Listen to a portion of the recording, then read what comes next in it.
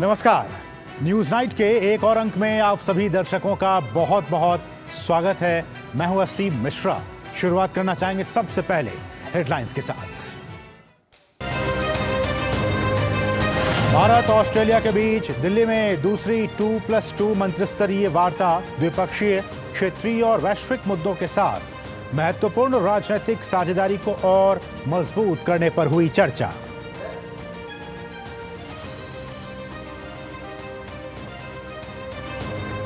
भारत और ऑस्ट्रेलिया के रक्षा मंत्रियों के बीच हुई द्विपक्षीय बैठक।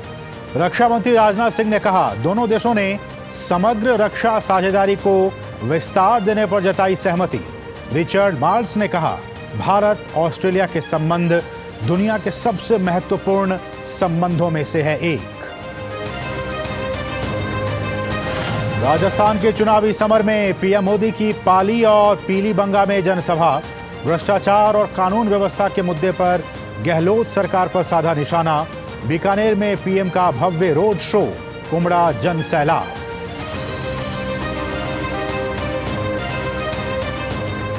चुनावी राज्यों में प्रचार चरम पर। अमित शाह ने तेलंगाना में संभाली भाजपा की कमान। परिवारवाद को लेकर केसीआर, ओवैसी और कांग्रेस पर साधा निशाना। राजस्थान में भाजपा की ओर से जेपी नड्डा, वहीं कांग्रेस की तरफ से मल्लिकार्जुन खड़गे ने किया चुनाव प्रचार। उत्तरकाशी सुरंग हादसे के राहत और बचाव कार्य में महत्वपूर्ण प्रगति। भोजन और दवाई पहुंचाने के लिए डाली गई 6 इंच की नई पाइप। पीएम ने फिर ली मुख्यमंत्री धामी से स्थिति की जानकारी। रंगारंग कार्यक्रम के साथ गोवा में फिल्मों के महाकुंभ का हुआ आगाज।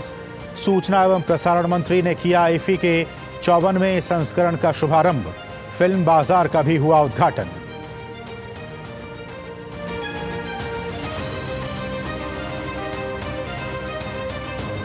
और आईसीसी ने चुनी क्रिकेट विश्व कप की team of the tournament. Team में सबसे ज्यादा 6 खिलाड़ी भारत के शामिल। वहीं विश्व विजेता ऑस्ट्रेलिया के 2 खिलाड़ियों को मिला स्थान।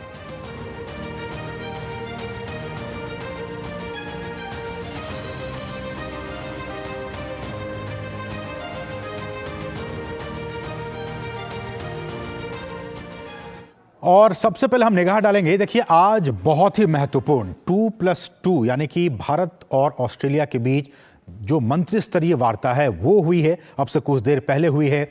भारत और ऑस्ट्रेलिया के जो रक्षा मंत्री हैं उनकी बातचीत हुई है, जो विदेश मंत्री हैं उनकी बातचीत हुई है। दोनों ही मंत्रियों के, भारत की तरफ से 2 मंत्री और ऑस्ट्रेलिया की तरफ से 2 मंत्री, और इन दोनों मंत्रियों में विदेश मंत्री और रक्षा मंत्री, इसलिए हम इसे कहते हैं 2+2 वार्ता, ताकि दोनों देशों के जो संबंध हैं वो और भी मजबूत हो सके।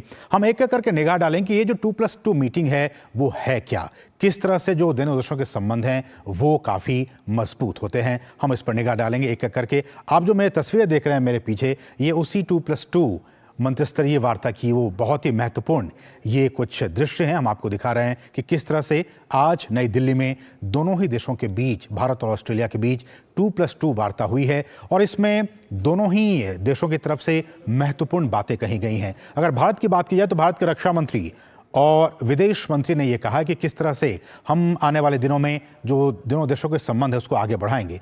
लेकिन उससे पहले भारत और ऑस्ट्रेलिया के बीच द्विपक्षीय रक्षा और रणनीतिक संबंधों को और अधिक मजबूती प्रदान करने के सिलसिले में सोमवार को नई दिल्ली में दोनों देशों के बीच 2+2 मंत्रिस्तरीय वार्ता हुई। रक्षा मंत्री राजनाथ सिंह और विदेश मंत्री डॉक्टर एस जयशंकर और ऑस्ट्रेलिया के उप प्रधानमंत्री व रक्षा मंत्री रिचर्ड मार्ल्स और विदेश मंत्री पेनी वोंग ने वार्ता में शिरकत की। रक्षा मंत्री राजनाथ सिंह ने कहा कि दोनों देशों के संबंध लगातार प्रगाढ़ हो रहे हैं।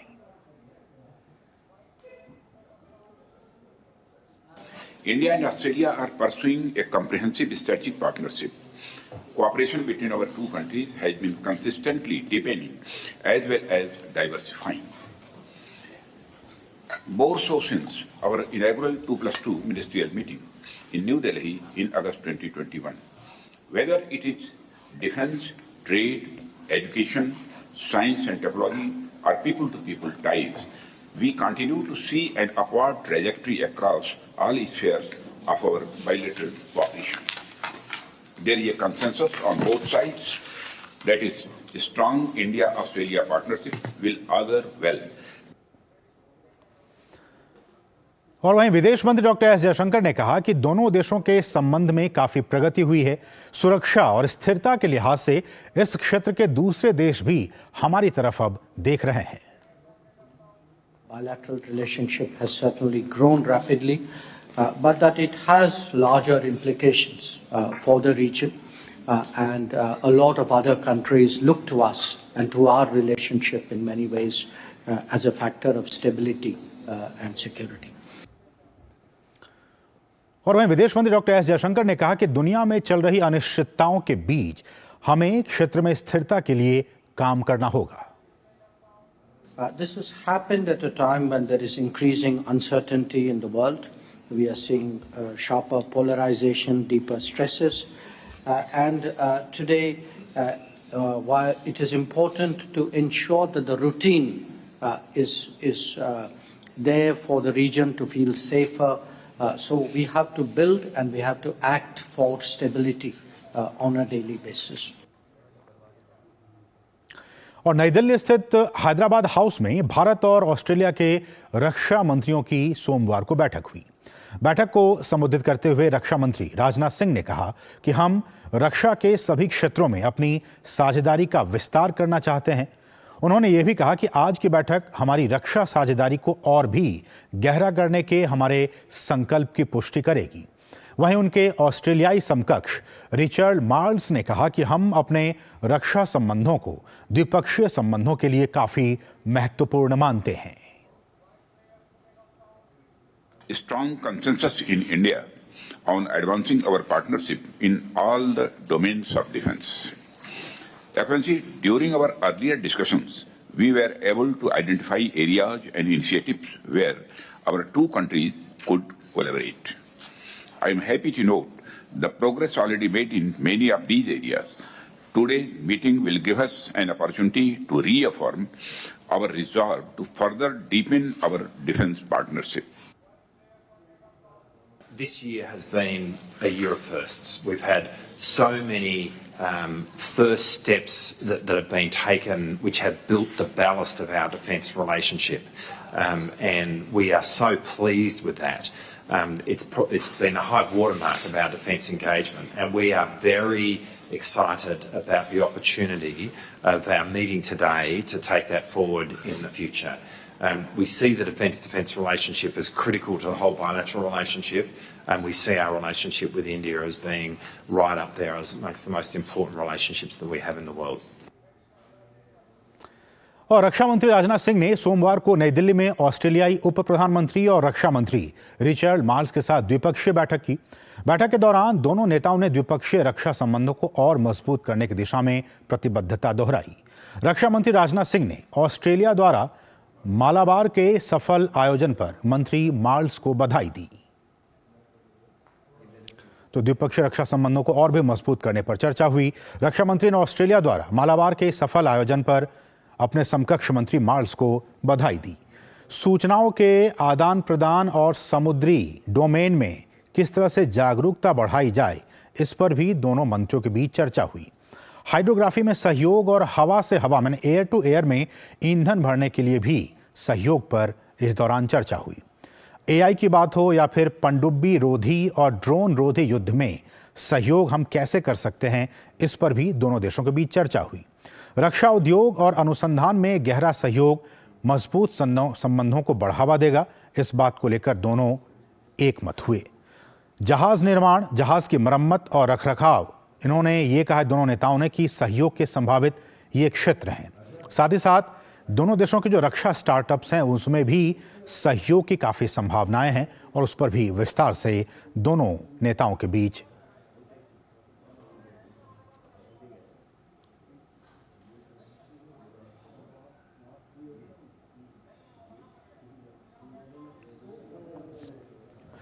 तो भारत और ऑस्ट्रेलिया के रक्षा संबंध काफ़ी मजबूत और रक्षा मंत्री ने ऑस्ट्रेलिया द्वारा मालाबार के सफल आयोजन पर मंत्री मार्ल्स को बधाई दी है। और जिस तरह से हमने कहा कि किस तरह से ये सारी चीज़ें, सूचनाओं के आदान प्रदान की बात हो, समुद्री डोमेन में जागरूकता बढ़ाने पर, इन तमाम विषयों पर विस्तार से आज दोनों ही नेताओं के बीच चर्चा हुई है। हाइड्रोग्राफी है, हवा से हवा में ईंधन भरने के लिए, इस पर भी सहयोग की बात हुई है दोनों ही देशों के बीच में।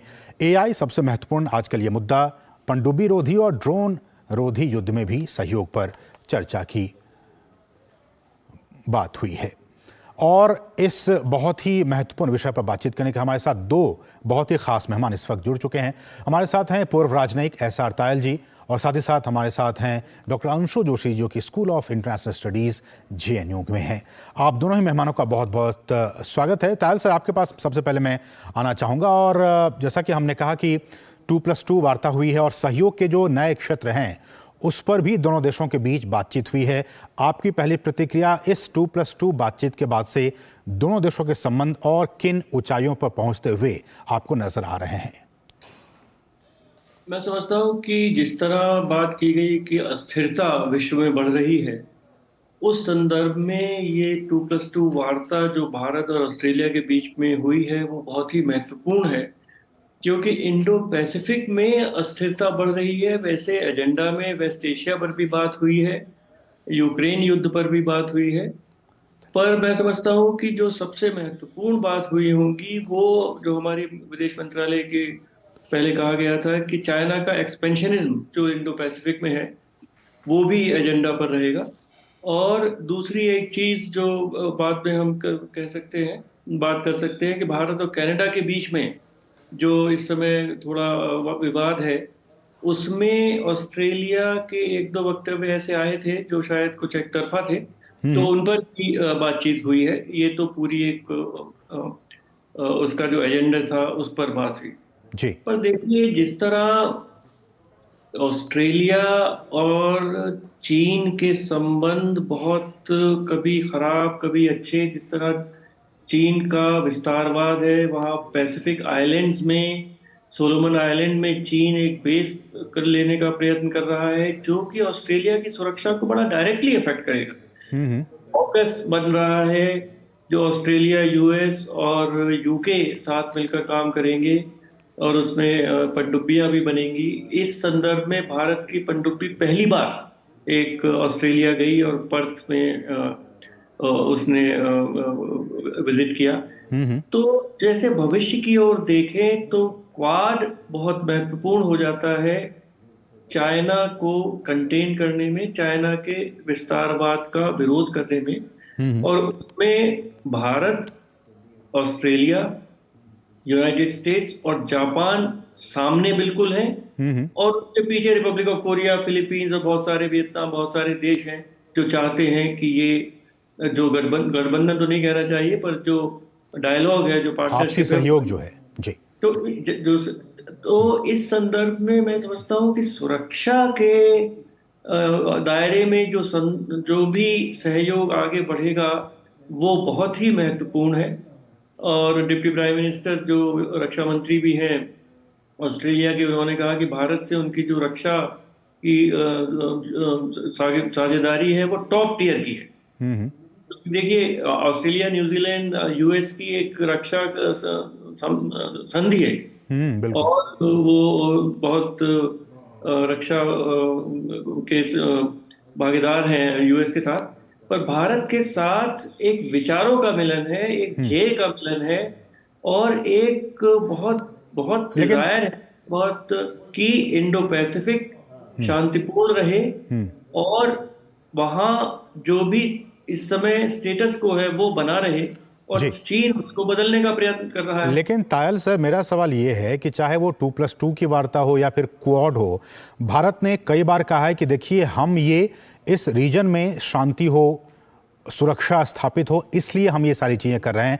हमें किसी को दिखाने, हमें किसी को डराने, हमें किसी को धमकाने के लिए हम ये नहीं कर रहे हैं।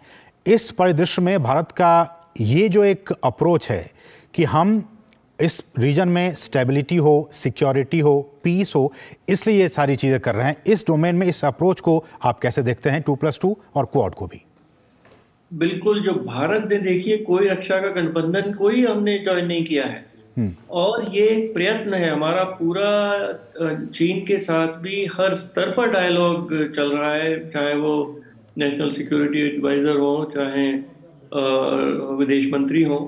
और ये एक प्रयत्न है, सभी देशों का ये प्रयत्न है, और भारत भी उसके साथ जुड़ा हुआ है। जो विस्तारवादी नीति, जैसा प्रधानमंत्री ने कहा, जो चाइना, चाहे वो साउथ चाइना सी हो, चाहे फिलीपींस हो, चाहे भारत का लद्दाख हो, चाहे ताइवान हो, चाहे हांगकांग हो, और अभी ऑस्ट्रेलिया के खिलाफ भी उनके नेवी के डाइवर्स के खिलाफ चाइना ने कुछ सोनार का बहुत पल्स दिया, जिससे उनको चोट आई।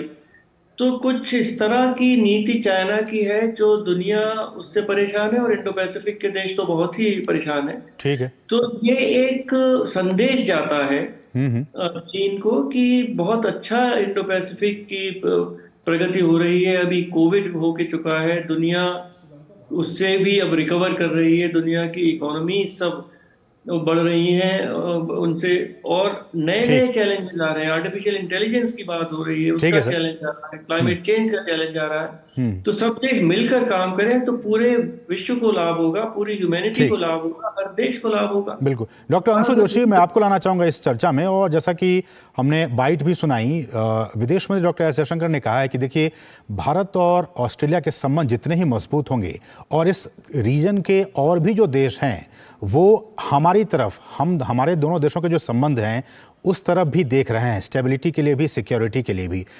इस परिप्रेक्ष्य में, इस बैकग्राउंड में भारत का सागर डॉक्ट्रिन, 2+2 वार्ता और फिर क्वाड, इन तमाम चीज़ों को देखते हुए आपकी प्रतिक्रिया, हम कितने आगे बढ़ते जा रहे हैं और इस पूरे रीजन के स्टेबिलिटी के, सिक्योरिटी के लिए ये कितना ज़रूरी है? भारत और ऑस्ट्रेलिया के द्विपक्षीय संबंधों की और यदि रणनीतिक साझेदारी की ओर हम देखें तो असीम निश्चित तौर पर हम नित नई ऊंचाइयों को छू रहे हैं। और चाहे रक्षा क्षेत्र में सहयोग की बात हो, हमारे सागर इनिशिएटिव को हम ले लें, और मेरीटाइम सिक्योरिटी की दृष्टि से जब हम देखते हैं, चाहे हम आर्थिक क्षेत्र में साझा सहयोग की बात करें तो हम कॉम्प्रहेंसिव इकोनॉमिक कोऑपरेशन एग्रीमेंट को लेकर ऑस्ट्रेलिया के साथ आगे बढ़ रहे हैं। आगामी जनवरी में क्वाड का समिट होने जा रहा है, और इसके पहले ये 2+2 डायलॉग के जरिए शायद कोई बड़ा बिंदु निकल के सामने आए आर्थिक क्षेत्र में सहयोग का। और फिर यदि संस्कृति के क्षेत्र में सहयोग की बात करें तो ये 3 ऐसे क्षेत्र हैं जिसमें हम अलग अलग बिंदुवार एक्शन आइटम्स को रख सकते हैं, जिसकी दिशा में भारत और ऑस्ट्रेलिया साझा सहयोग कर रहे हैं।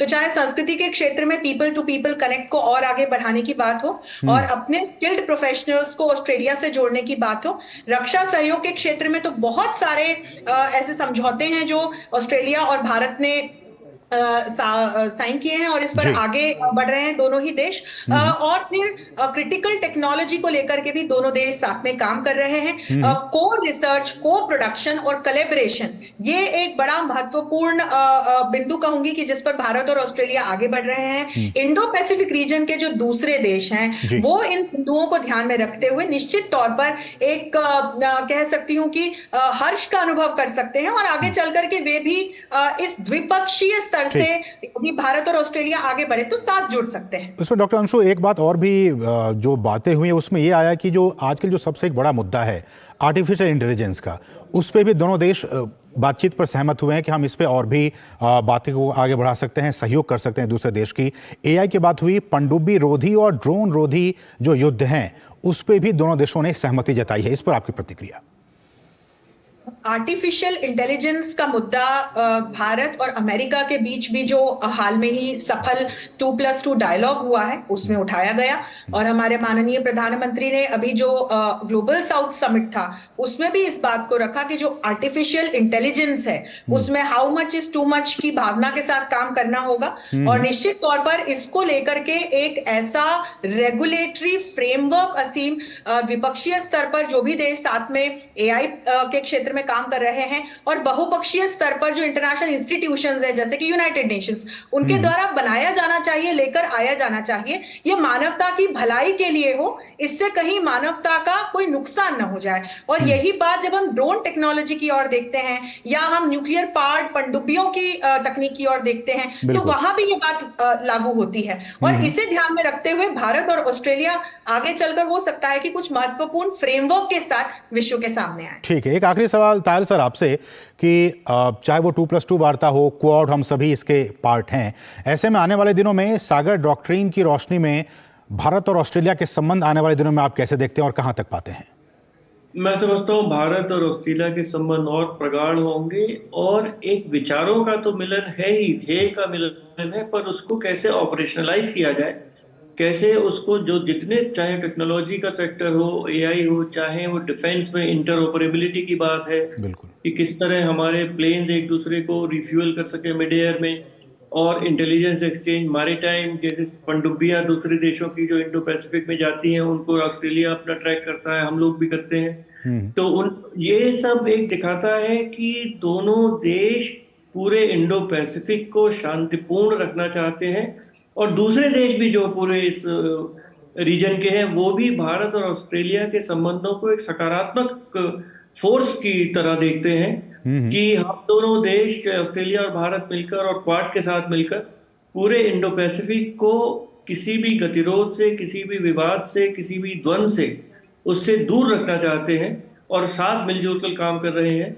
और उसमें एक बात ये आ जाती है कि अगर आप मजबूत होंगे तभी आप इस तरह के ध्येय को पूरा कर सकते हैं। तो जिस तरह सिक्योरिटी में एक कोऑपरेशन आगे बढ़ेगा जो अभी तक ऑस्ट्रेलिया के साथ बहुत अधिक नहीं था, पर भविष्य में ये बहुत तेजी से इस ओर भी प्रगति होगी। एक सर बहुत ही संक्षेप में जवाब डॉक्टर अंशु मैम, चूंकि हम रक्षा संबंधों की बात करें, लेकिन आर्थिक संबंध भी बहुत ही महत्वपूर्ण है। सीईपीए को लेकर भी बातचीत होने की उम्मीद जताई जा रही है। किस तरह के आर्थिक संबंध हैं दोनों देशों के बीच में, और क्या कुछ भविष्य की इसकी रेखा? हाल फिलहाल तो कहूंगी कि अच्छे ही संबंध हैं, लेकिन इन संबंधों को और प्रगाढ़ बनाया जा सकता है रणनीतिक साझेदारी की दृष्टि से। और इसीलिए मैंने कहा कि जो ये कॉम्प्रिहेंसिव इकोनॉमिक कोऑपरेशन अग्रीमेंट है, इसको लेकर दोनों देश आगे की दिशा तय कर रहे हैं, आगे के माइलस्टोन्स तय कर रहे हैं, एक फ्यूचर रोड मैप बना रहे हैं। और हम यदि देखें तो ऑस्ट्रेलिया के पास बहुत कुछ भारत को देने के लिए है, भारत के पास बहुत कुछ ऑस्ट्रेलिया को देने के लिए है। एक उदाहरण दूंगी, हमारे पास क्रिटिकल मिनरल जो हैं वो हमें उसकी जरूरत है, और ऑस्ट्रेलिया के पास वो क्रिटिकल मिनरल्स का भंडार है। उसी तरह हमारे पास स्किल्ड प्रोफेशनल्स हैं जिसकी ऑस्ट्रेलिया को जरूरत है। तो आर्थिक क्षेत्र में जब हम एक दूसरे को कॉम्प्लीमेंट करते हुए आगे बढ़े तो हम एक बड़ा सफर तय कर सकते हैं। चलिए, बहुत बहुत शुक्रिया दोनों ही मेहमानों का। हमारे पास समय इतना ही है। एसआर तायल सर, आपका बहुत बहुत शुक्रिया हमारे साथ जुड़ने के लिए, और डॉक्टर अंशु मैम, आपका भी बहुत बहुत शुक्रिया हमारे साथ इस चर्चा में शामिल होने के लिए। और आइए देखते हैं कि इस 2+2 वार्ता के दौरान ऑस्ट्रेलिया के विदेश मंत्री ने क्या कुछ कहा है। आइए वो सुनते हैं। This is a partnership which is consequential for us, but it is crucial for our region. And we see you, India, as central, crucial to the sort of region we continue to work for. Peaceful, stable, prosperous, in which sovereignty is respected. और यहाँ रुकें एक बहुत ही छोटे से break के लिए। आप देखते रहिए डीडी न्यूज़। साल, बरस और सदी नहीं, एक युग गुजर जाएगा। उम्र न पूछो वंडर की, जब फर्क नजर आएगा। वंडर सीमेंट, फर्क नजर आएगा। जल्दी करो यार, प्लीज जल्दी। दूसरा कोई मैच है क्या? ऐसा ही कुछ है यार, बैंक जाना है दादाजी को लेके। हाँ यार, उम्र होने पर कभी कभी मदद तो लगती है, पर बैंकिंग में नहीं। वैसे भी आरबीआई कहता है सीनियर सिटीजन सबसे पहले। अगर आप 70 साल से ऊपर हैं और आप बैंक नहीं जा सकते तो बैंक आएगा आपके पास जरूरी सेवाएं लेकर, वो भी वाजिब दरों पर। सीनियर सबसे पहले। आरबीआई कहता है जानकार बनिए, सतर्क रहिए। पता है इन्वेस्टर्स के लिए कि इन्वेस्टर प्रोटेक्शन फंड होता है IPF, लेकिन अगर तुम्हारा ट्रेड एक्सचेंज पर एग्जीक्यूट नहीं हुआ या फिर कोई गारंटीड रिटर्न्स वाली स्कीम है तो ये IPF आपकी मदद नहीं कर सकता है। और अगर आपका ब्रोकर ही डिफॉल्टर बन जाए तो फिर IPF आपको कॉम्पेंसेशन दिला सकता है। कहाँ से सीखा? NSE की साइट पर। समझ कर इन्वेस्ट कर। गोल्डी छोले मसाले, जहाँ जाए रिश्ते बनाए, जहाँ जाए रिश्ते बनाए, गोल्डी मसाले। माँ, ये खीर किसके लिए? आज तेरे दादाजी का जन्मदिन है, उनके लिए। तो मैं दादाजी को क्या दूँ? अपना मोबाइल फोन देना। ये क्या कर रही है? दादाजी के लिए आयुष्मान कार्ड बना रही हूँ। घर बैठे? हाँ। आयुष्मान ऐप पर जाकर अपना या परिवार के सदस्य का नाम लाभार्थी सूची में ढूंढे, आधार, OTP या फेस ऑथ द्वारा ऑथेंटिकेट करें, डिटेल्स भरें, अब मोबाइल से फोटो खींचकर अपलोड करें। दादाजी ये लीजिए अपना आयुष्मान कार्ड। ये उपहार तो जीवन भर काम आएगा। और एक प्रकार से PM जय अब गरीबों की जय बन गई है। 5 लाख तक के मुफ्त उपचार की गारंटी, स्वास्थ्य का वरदान Ayushman. Renewable energy is the future sir. Green energy की जरूरत तो हर जगह बढ़ रही है, अपॉर्चुनिटी बड़ी है। अरे इस नई ऊर्जा के लिए बजट का सोचा है? सर उसके लिए इरेडा है ना, जो कई सालों से रिन्यूएबल एनर्जी के सेक्टर में काम कर रही है। बिल्कुल सही। Indian renewable energy development agency limited, Bharat का प्रमुख pure play green financing NBFC, जो सिर्फ ऐसे ही ग्रीन प्रोजेक्ट्स को फाइनेंस करती है ताकि भारत की ग्रीन ऊर्जा बढ़े और हम सब मिलके एक इको फ्रेंडली और सस्टेनेबल फ्यूचर बना सके। आज ही इरेडा के साथ मीटिंग फिक्स कराइए। बिल्कुल sir. IREDA, a Government of India enterprise. Congrats यार। राज तू क्या करेगी? I have cleared my exams. मैं म्यूचुअल फंड डिस्ट्रीब्यूटर बनूंगी। म्यूचुअल फंड डिस्ट्रीब्यूटर, स्कोप क्या है इसमें? MFD में स्कोप अनलिमिटेड है। शुरुआत के सालों में मैं जितनी मेहनत करूंगी, जितने कस्टमर्स बनाऊंगी, उतना ही फ्यूचर में मेरा भला होगा। आप भी मेरी तरह म्यूचुअल फंड डिस्ट्रीब्यूटर बन सकते हैं। जानिए कैसे, MFD करें शुरू.com पर। तो करें शुरू। साल, बरस और सदी नहीं, एक युग गुजर जाएगा। उम्र न पूछो वंडर की, जब फर्क नजर आएगा। वंडर सीमेंट, फर्क नजर आएगा। और ब्रेक बाद आपका फिर से स्वागत है। भारत अमेरिका 2+2 संवाद पर भारत में अमेरिका के राजदूत एरिक गारसेटी ने कहा है कि भारत और अमेरिका के बीच मजबूत संबंध हैं। उन्होंने कहा कि हमने अपनी प्रमुख रक्षा साझेदारी को मजबूत करने की दिशा में महत्वपूर्ण कदम उठाए हैं, जो कि लगातार मजबूत हो रही हैं। We also made important steps forward in strengthening our major defense partnership, which continues to grow, increasing acceleration that we've seen through initiatives like the Roadmap for US-India Industrial Cooperation, US-India Defense Acceleration Ecosystem, so INDUS-X and IDEX, and expanded collaboration and cooperation in emerging domains. बढ़ेंगे आगे। प्रधानमंत्री ने राजस्थान के पाली और पीलीबंगा में जनसभा को संबोधित किया। पीएम मोदी ने राज्य की कांग्रेस सरकार पर जमकर हमला बोला। पीएम ने कांग्रेस सरकार पर हमला बोलते हुए उन्होंने बीकानेर में उसके बाद उन्होंने एक रोड शो भी किया। राजस्थान विधानसभा की 200 सीटों के लिए महासमर में प्रधानमंत्री का धुआंधार प्रचार जारी है। राज्य के पाली, हनुमानगढ़ और उसके बाद बीकानेर में वे मतदाताओं के बीच पहुंचे।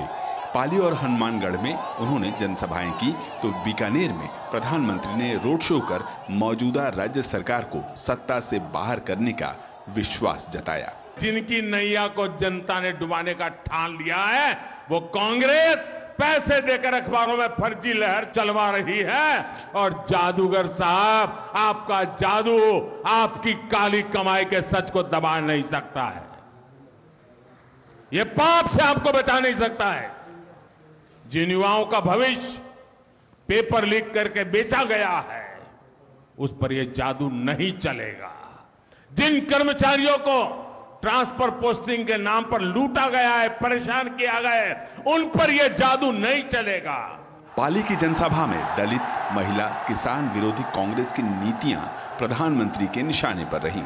उन्होंने अफसोस जताया कि जिस राजस्थान के पुरुष महिलाओं के सम्मान की रक्षा के लिए जान की परवाह भी नहीं करते, उस प्रदेश की छवि को गहलोत सरकार ने धूमिल किया है। मंत्री के पास शायद कई लाल डायरिया छिपी हुई है, इसलिए ऐसे मंत्री को भी टिकट दे दिया।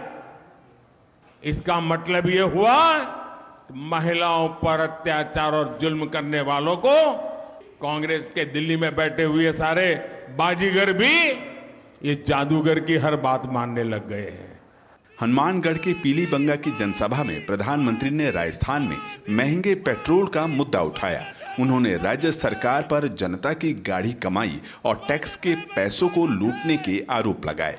वहीं प्रधानमंत्री ने प्रदेश में बढ़ते नशे के कारोबार पर गहरी चिंता जाहिर की। नशा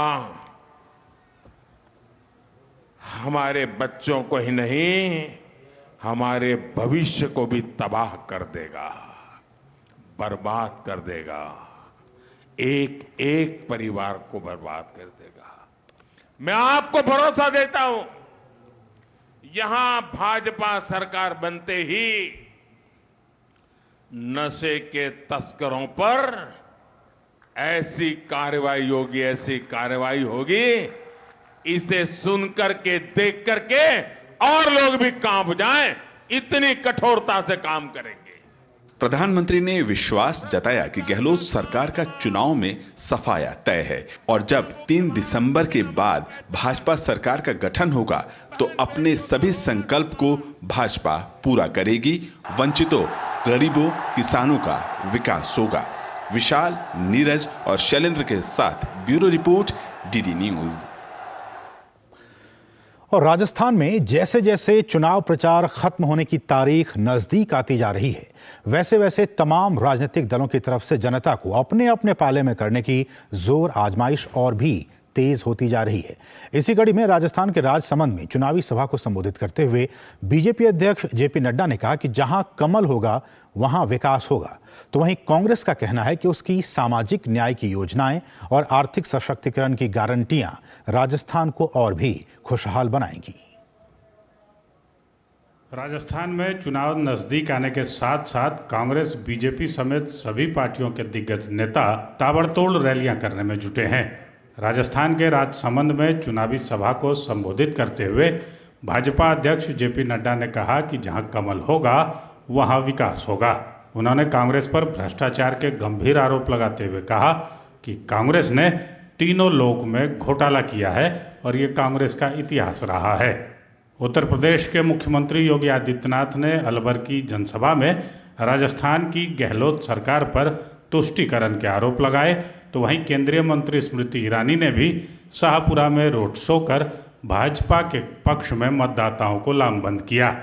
जहां कांग्रेस होगी वहां भ्रष्टाचार होगा, जहां कांग्रेस होगी वहां अत्याचार होगा, जहां कांग्रेस होगी वहां घोटाला होगा, जहां कांग्रेस होगी वहां छलावा होगा। जहां जहां भारतीय जनता पार्टी होगी वहां वहां विकास होगा। रामनवमी के जुलूस पे यहाँ बैन लगाया जाता है, कर्फ्यू लग जाता है, और भाइयों बहनों, एक तरफ कांग्रेस रामनवमी के जुलूस पे बैन लगाती है और दूसरी तरफ भारतीय जनता पार्टी की डबल इंजन की सरकार अयोध्या में राम मंदिर का निर्माण करती है। महिला अत्याचार पे जब विधानसभा में प्रदेश में चर्चा हो रही थी तो कांग्रेस के नेता ने महिलाओं के खिलाफ निम्न स्तर का एक वाक्य कहा और कांग्रेस के आला कमान ने उस कांग्रेस के नेता के खिलाफ कोई कार्रवाई नहीं की। ये वही कांग्रेस का आला कमान है जो चुप्पी साध कर बैठ गया जब नीतीश कुमार जी ने बिहार की विधानसभा में निम्न स्तर की टिप्पणी प्रदेश की महिलाओं के ऊपर की।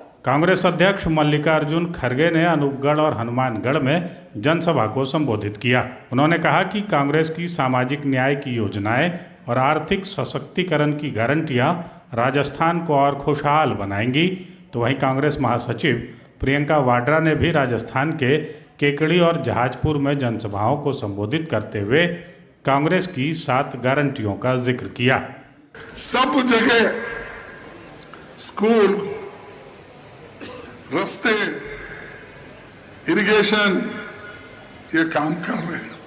अगर आपके पास एक ऐसा उम्मीदवार है जो आपके लिए काम करना चाहता है, तो जो दिल से आपकी भलाई चाहता है, एक ऐसी सरकार हो जिसकी नीयत आपके लिए, आपकी तरक्की को आगे बढ़ाने के लिए हो, तब सोच समझ के आपको अपना वोट देना पड़ेगा। राजस्थान विधानसभा की 200 सीटों में से 199 सीटों पर 25 नवंबर को वोट डाले जाएंगे और परिणाम 3 दिसंबर को आएंगे। Bureau report, DD news. और तेलंगाना में भी इन दिनों चुनावी लहर चल रही है और इसी को लेकर सियासत भी गरमाई हुई है। पार्टियों में वार पलटवार का दौर भी जारी है। एक तरफ जहां बीजेपी ने केसीआर, ओवैसी की पार्टी और कांग्रेस पर जमकर हमला बोला और कहा कि ये तीनों ही पार्टियां परिवारवादी पार्टियां हैं, तो वहीं बीआरएस प्रमुख केसीआर ने करीमनगर में प्रजा आशीर्वाद सभा को संबोधित किया। तेलंगाना विधानसभा चुनाव प्रचार में सभी राजनीतिक दलों के दिग्गज अपनी पूरी ताकत झोंक रहे हैं। केंद्रीय गृह मंत्री और भाजपा के वरिष्ठ नेता अमित शाह ने जनगांव और जगतियाल में विशाल जनसभा को संबोधित किया। उन्होंने बीआरएस, एआईएमआईएम और कांग्रेस तीनों को परिवारवादी पार्टी बताते हुए कहा कि भाजपा ही तेलंगाना के लोगों की पार्टी है। उन्होंने दोहराया कि तेलंगाना में बीजेपी सरकार बनने पर मुख्यमंत्री पिछड़े वर्ग का ही होगा। उन्होंने मादिगा समाज को न्याय दिलाने का भरोसा दिलाते हुए कहा कि उनको वर्टिकल कोटा देने का काम भाजपा की सरकार करेगी। केसीआर, ओवैसी की पार्टी और कांग्रेस तीनों परिवारवादी पार्टियां हैं। देखिए, 2G का मतलब है 2 जनरेशन, केसीआर और केटीआर। 3G का मतलब है 3 जनरेशन, ओवैसी की पार्टी। और 4G का मतलब है कांग्रेस पार्टी, जवाहरलाल नेहरू, इंदिरा गांधी, राजीव गांधी और राहुल गांधी। भारतीय जनता पार्टी ना 2G है, ना 3G है, ना 4G है, तेलंगाना की जनता की पार्टी है। भारतीय जनता पार्टी ने तय किया है कि बैकवर्ड क्लास का सीएम तेलंगाना को देने का काम ये भारतीय जनता पार्टी करेगी। इस बीच केंद्रीय मंत्री और तेलंगाना भाजपा प्रमुख जी किशन रेड्डी ने सनत नगर विधानसभा में भाजपा उम्मीदवार मैरी शशिधर रेड्डी के समर्थन में रोड शो किया। प्रेस कॉन्फ्रेंस में उन्होंने आरोप लगाते हुए कहा कि कर्नाटक की कांग्रेस सरकार लोगों पर तेलंगाना चुनाव कर लगा रही है और ये राशि यहां भेजी जा रही है। तो वहीं कर्नाटक सरकार में मंत्री और कांग्रेस नेता प्रियंक खड़गे ने आरोपों को बेबुनियाद बताया। कांग्रेस पार्टी कर्नाटक जनता के ऊपर इलेक्शन टैक्स के नाम पर पूरा भ्रष्टाचार के द्वारा हजारों करोड़ रुपए इस 5 महीने के अंदर एकत्रित करके तेलंगाना में खर्च करे, दूसरे प्रांतों में खर्च करे। BJP president has become desperate here because they don't have anything to say. Let them speak on their manifesto. No, who's stopping them? Because they have nothing to say. It's a desperate move by them to come up with this. Karnataka is becoming the collection agent and all that. What proof do they have? Nothing. इससे पहले भाजपा ने हैदराबाद में गांधी भवन के बाहर कांग्रेस की 6 guarantee पर तंज करते हुए पोस्टर लगा दिया। भाजपा का कहना है कि कांग्रेस द्वारा किए गए सभी वायदे घोटालों की गारंटी कार्ड के अलावा कुछ नहीं है। वहीं कांग्रेस के तेलंगाना प्रदेश अध्यक्ष रेवंत रेड्डी ने भी भाजपा बीआरएस घोषणा पत्र को एक जैसा बताया है।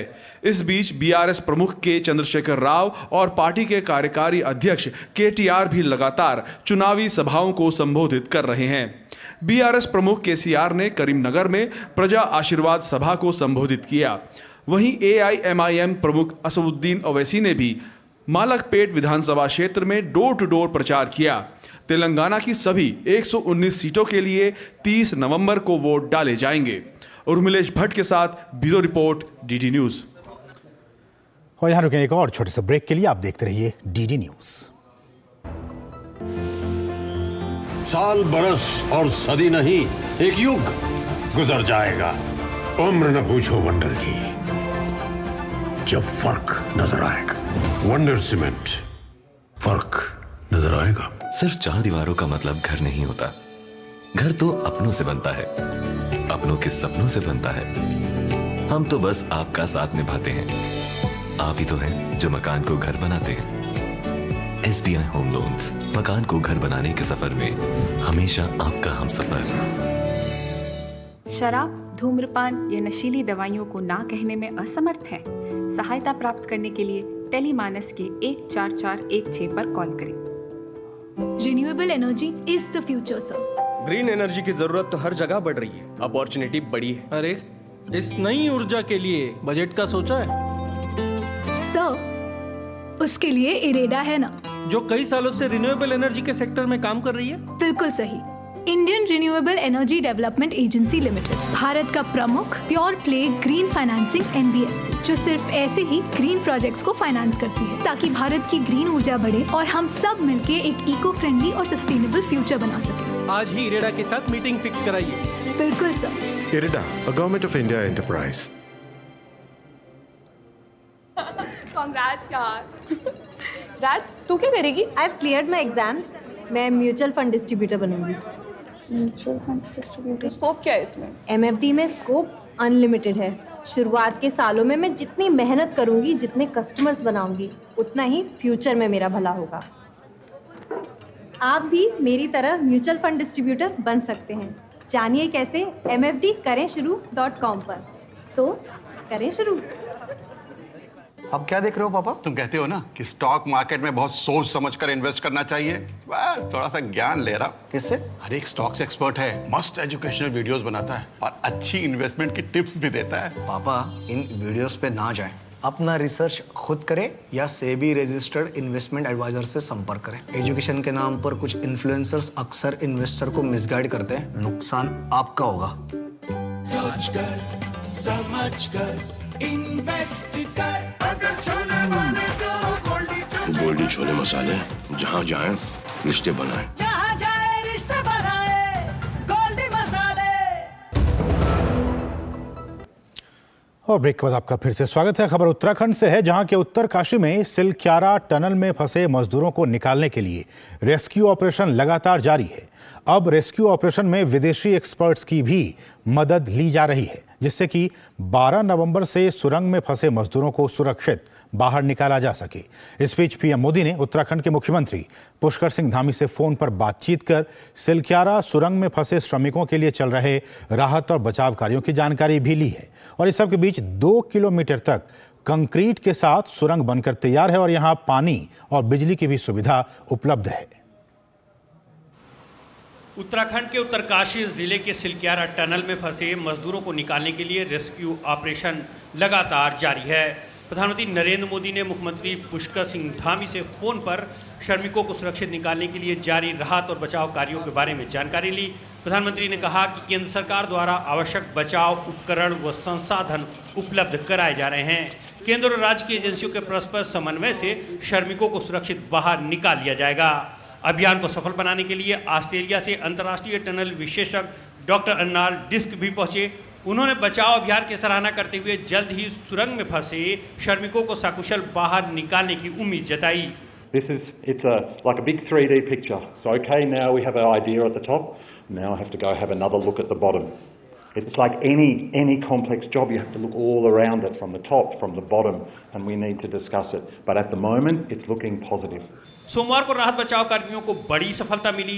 6 इंच की पाइप सिलक्यारा टनल साइट से मजदूरों तक सफलतापूर्वक पहुंचाई गई।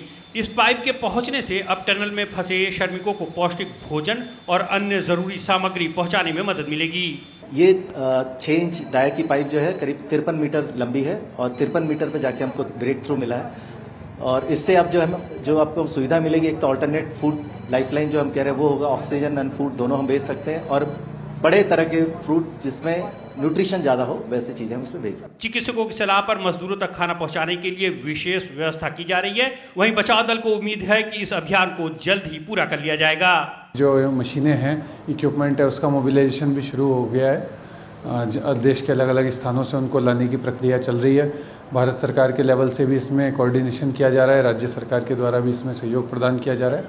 और हम प्रयासरत हैं कि जिला प्रशासन के नाते हम जितना इस रेस्क्यू वर्क को कोऑपरेट कर सकते हैं, जितना इसको आसान बना सकते हैं, हम उसके लिए प्रतिबद्ध हैं। जितनी भी जो बेस्ट पॉसिबल अवेलेबल मशीनरी थी, टेक्निकल इक्विपमेंट्स थे, वो सभी आ चुके हैं विद एक्सपर्ट्स। स्टेट गवर्नमेंट ने भी जो कोऑर्डिनेशन बिठाने के लिए एक सीनियर IAS ऑफिसर हैं नीरज खैरवाल सर को यहाँ पे अपॉइंट कर दिया है। तो बहुत ही अच्छे ढंग से काम चल रहा है और हमको इसमें सफलता भी मिल रही है बहुत अच्छी। टनल में फंसे मजदूरों की सुरक्षा को लेकर हर एंगल से काम किया जा रहा है। इसके लिए DRDO द्वारा निर्मित रिमोटली ऑपरेटेड व्हीकल और माइक्रो ड्रोन भी मंगवाया गया है। माइक्रो ड्रोन को पाइप के अंदर डालकर भेजा जाएगा। साथ ही इस पाइप के भीतर से ऑप्टिकल फाइबर के जरिए नेटवर्क भेजा जाएगा। प्लान 5 के तहत हर एरिया में 2 कैविटी तैयार की जाएगी, जिससे रेस्क्यू के विकल्प बढ़ सकें। टनल में 6 इंच का पाइप मजदूरों तक पहुंचाने से न केवल सभी में खुशी की लहर है, बल्कि एक उम्मीद की जाती है कि उनको खाना पौष्टिक और पोषकता युक्त मिलेगा तो स्वस्थ और सेहतमंद रहेंगे और जल्दी इस कार्य को पूरा करने के बाद उनको बाहर भी निकाला जा सकेगा। मेरे सहयोगी कैमरामैन जगमोहन के साथ में OP Yadav, DD news, Silkyara, Uttarkashi. और इस सबके बीच NHAI के अधिकारी विशाल चौहान ने बताया है कि सोमवार को राहत बचाव अभियान में बड़ी सफलता मिली है। टनल में जो मजदूर फंसे हुए हैं, मैं सबसे पहले तो आपको ये बताना चाहता हूँ कि जो 2 किलोमीटर का स्ट्रेच है जिसमें वो फंसे हुए हैं, उसकी कंप्लीट कंक्रीट लाइनिंग की हुई है, जिससे कि उसमें फर्दर मग गिरने की संभावना नहीं है। इसके अलावा वहाँ पे बिजली की व्यवस्था है, पानी की व्यवस्था है और 4 इंच की एक पाइपलाइन थी जिसके माध्यम से, कंप्रेसर के माध्यम से उनको सूखा खाना जैसे ड्राई फ्रूट्स और चने, मुरमुरे इत्यादि और आवश्यक दवाइयाँ भेजी जा रही थी और उनसे लगातार बातचीत करके भी उनका मनोबल बढ़ाया जा रहा था। लेकिन आज एक हमें ब्रेक थ्रू मिली है, एक 6 इंच की एक और पाइप जो है वो स्थापित हो गया है उनसे संपर्क, और वो पाइप जो है वो व्यवस्था बना दी गई है और बहुत जल्दी ही उसके माध्यम से भी और बेहतर खाना उनको मिल पाएगा। तो ये एक बड़ी सफलता NHIDCL को मिली है, जिसमें उनसे बातचीत भी हुई है और बड़े जो प्रयास कई दिनों से चल रहे थे उसमें एक सफलता मिली है। तो लगातार उन फंसे हुए श्रमिकों तक पहुंचने की कोशिश लगातार की जा रही है सरकार की तरफ से, प्रशासन की तरफ से। बढ़ेंगे आगे और यहाँ रुके एक और छोटे से ब्रेक के लिए। आप देखते रहिए DD न्यूज। साल, बरस और सदी नहीं, एक युग गुजर जाएगा। उम्र न पूछो वंडर की, जब फर्क नजर आएगा। वंडर सीमेंट, फर्क नजर आएगा। अब क्या देख रहे हो पापा? तुम कहते हो ना कि स्टॉक मार्केट में बहुत सोच समझकर इन्वेस्ट करना चाहिए, बस थोड़ा सा ज्ञान ले रहा। किससे? हर एक स्टॉक्स एक्सपर्ट है, मस्त एजुकेशनल वीडियोस बनाता है और अच्छी इन्वेस्टमेंट की टिप्स भी देता है। पापा, इन वीडियोस पे ना जाएं। अपना रिसर्च खुद करें या सेबी रजिस्टर्ड इन्वेस्टमेंट एडवाइजर से संपर्क करें। एजुकेशन के नाम पर कुछ इन्फ्लुएंसर्स अक्सर इन्वेस्टर को मिसगाइड करते हैं, नुकसान आपका होगा।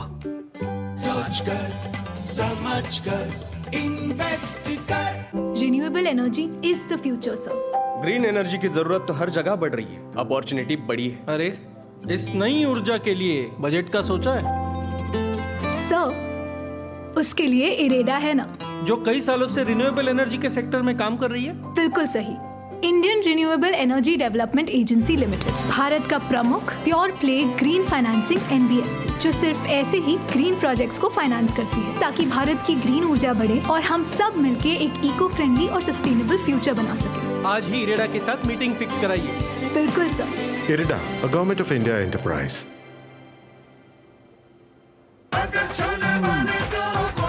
गोल्डी छोले मसाले, जहाँ जाए रिश्ते बनाए। जहाँ जाए रिश्ते बनाए, गोल्डी मसाले। तुमने नौकरी छोड़ दी, अब आगे क्या plan? Full time mutual fund distribution. बेटा, इतने में घर कैसे चलेगा? पापा, मेरे पास 150 क्लाइंट्स ऑलरेडी हैं और नए क्लाइंट्स मिलते रहते हैं। अब नौकरी छोड़कर full time mutual fund distributor ही बनूंगा। आप भी मेरी तरह म्यूचुअल फंड डिस्ट्रीब्यूटर बन सकते हैं। जानिए कैसे? mfdkareshuru.com पर। तो करें शुरू। सिर्फ 4 दीवारों का मतलब घर नहीं होता। घर तो अपनों से बनता है, अपनों के सपनों से बनता है। हम तो बस आपका साथ निभाते हैं। आप ही तो हैं जो मकान को घर बनाते हैं। SBI होम लोन्स, मकान को घर बनाने के सफर में हमेशा आपका हमसफर।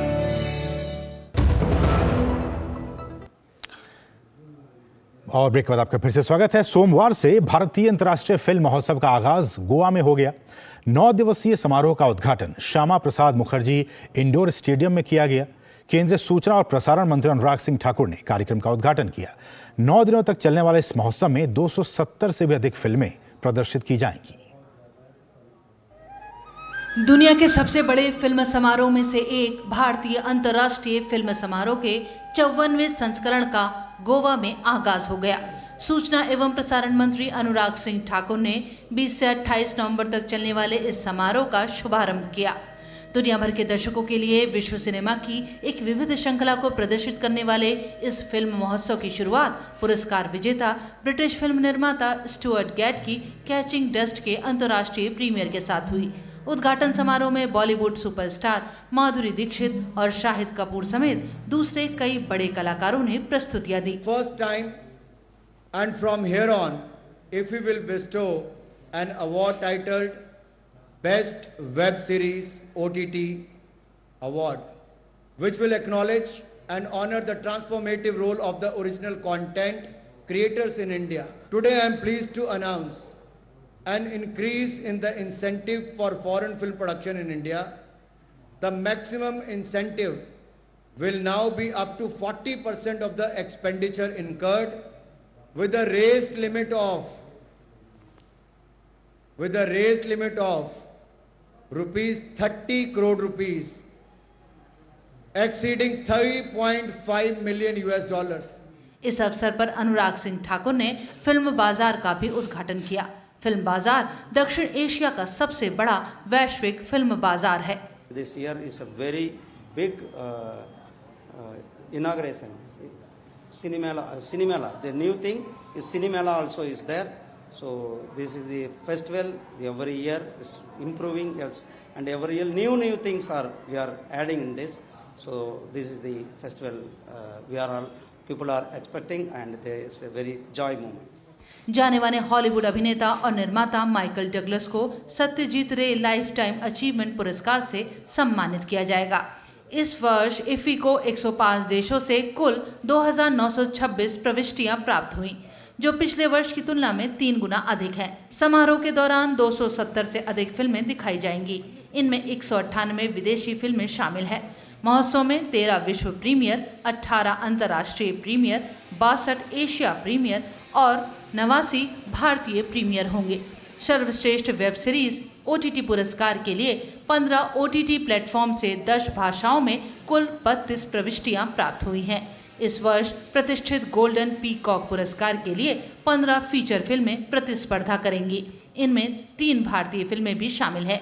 गोवा के मुख्यमंत्री प्रमोद सावंत ने कहा कि सिनेमा को प्रोत्साहित करने के लिए कई बड़े कदम उठाए जा रहे हैं। लास्ट 20 साल से हम इफी गोवा में आयोजन कर रहे हैं और डे बाय डे उसका आयोजन बहुत ही अच्छी तरह से हो रहा है। मुझे लगता है कि इस बार की इफी एक नए तरीके से यहाँ पे जो पूरा माहौल बना हुआ है, यहाँ पे फिल्म सिटी बने, यहाँ पे टेक्निकली जो लोग जिस तरह के ह्यूमन रिसोर्स क्रिएट होना चाहिए, इसके लिए हम फिल्म सिटी बनाने चाहते हैं और आगे आने वाले 2-3 साल में वो भी फिल्म सिटी बन जाएगी। उभरती प्रतिभाओं को बढ़ावा देने की अपनी प्रतिबद्धता के प्रमाण के रूप में इफ्फी फिल्म उद्योग के दिग्गजों द्वारा आयोजित मास्टर क्लास, वर्कशॉप और पैनल चर्चाओं की मेजबानी भी करेगा।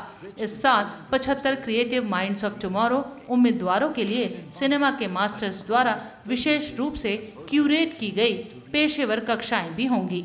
जय सिन्हा और श्यामा मिश्रा के साथ ब्यूरो रिपोर्ट, पणजी। बढ़ेंगे आगे। देश की विद्युत वितरण कंपनियों की वित्तीय स्थिति में सुधार करने और कर्ज में डूबी हुई बिजली वितरण कंपनियों का कायाकल्प करने के मकसद से लाई गई पीएम उदय यानी उज्ज्वल डिस्कॉम इंश्योरेंस योजना से लगातार इस क्षेत्र में सुधार देखा जा रहा है। योजना अब तक भारत के लगभग सभी राज्यों और केंद्र शासित प्रदेशों को कवर कर चुकी है। केंद्र सरकार द्वारा शुरू की गई पीएम उदय यानी उज्ज्वल डिस्कॉम एश्योरेंस योजना देश भर में कर्ज में डूबी कई बिजली वितरण कंपनियों का कायाकल्प करने में बेहद कारगर रही है। योजना का लक्ष्य देश की विद्युत वितरण कंपनियों की वित्तीय स्थिति में सुधार करने के साथ उनकी समस्याओं का स्थायी समाधान सुनिश्चित करना है। योजना के माध्यम से राज्य बिजली वितरण कंपनियों ने घाटे में कमी और बिजली वितरण की लागत में सुधार दर्ज किया है। वित्तीय आंकड़े बताते हैं कि डिस्कॉम्स ने कुल तकनीकी और वाणिज्यिक घाटे में 3% की कमी दर्ज की है। इसी के साथ वित्त वर्ष 2020 में आपूर्ति की औसत लागत और औसत राजस्व वसूली का अंतर 0.48 रुपए प्रति किलोवाट आवर से 0.30 रुपए प्रति किलोवाट आवर पर देखा गया।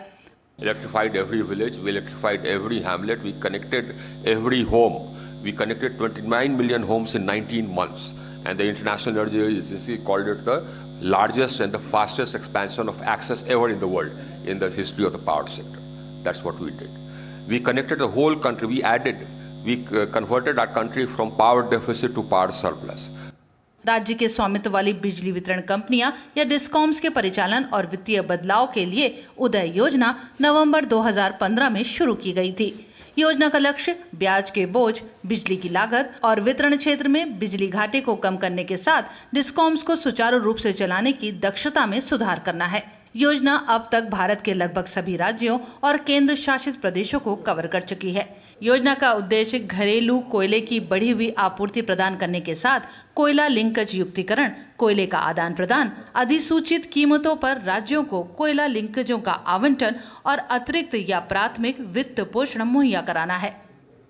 पिछले 8 वर्षों में देश में लगभग 1,70,000 मेगावाट बिजली उत्पादन की क्षमता जोड़ी गई। One nation one power grid आज देश की ताकत बन चुका है। पूरे देश को जोड़ने के लिए लगभग 1,70,000 सर्किट किलोमीटर ट्रांसमिशन लाइंस बिछाई गई हैं। 3,000 करोड़ रुपए की ये योजना आने वाले वर्षों में देश में बिजली वितरण और डिस्कॉम की पूरी तस्वीर बदल कर रख देगी। दिव्येंदु मंडल, डीडी न्यूज। और आईसीसी ने क्रिकेट विश्व कप की टीम ऑफ द टूर्नामेंट घोषित की है। इस टीम में विजेता ऑस्ट्रेलिया, उपविजेता भारत, सेमीफाइनलिस्ट्स न्यूजीलैंड और दक्षिण अफ्रीका और श्रीलंका के खिलाड़ी शामिल हैं। इस टीम में सबसे ज्यादा 6 खिलाड़ी भारत के हैं, वहीं ऑस्ट्रेलिया के 2 खिलाड़ियों को जगह दी गई है।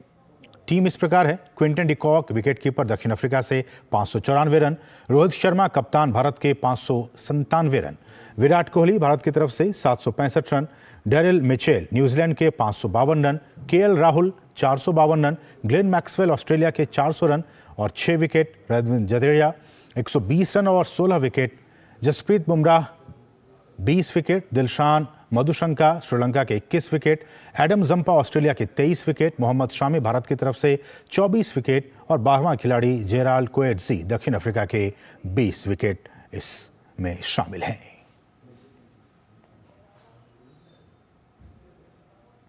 तो खेल जगत की खबर के साथ ही न्यूज़ नेट के आज के संग में बस इतना ही। मुझे और हमारी पूरी टीम को दीजिए अनुमति। नमस्कार।